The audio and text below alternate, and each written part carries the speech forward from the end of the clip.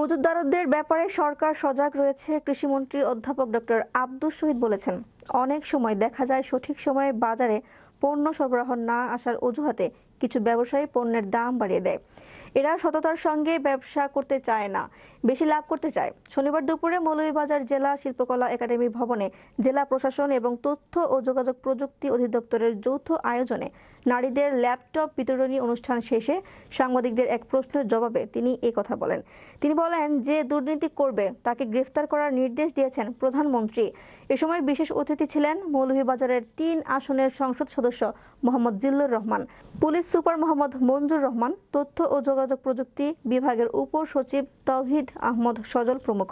এতে সভাপতিত্ব করেন মৌলভীবাজারের জেলা প্রশাসক ডক্টর উর্মি বিনতে সালাম।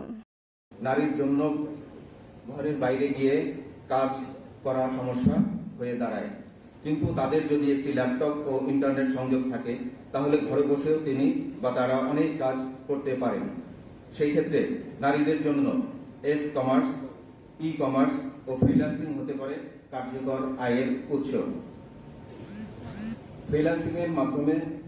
ফ্রিল্যান্সিংয়ে বাংলাদেশের রয়েছে অপার সম্ভাবনা। আব্দুস শহীদ এমপি, ওনাকে আমরা এখানে পেয়ে গর্বিত এবং আমরা আনন্দিত।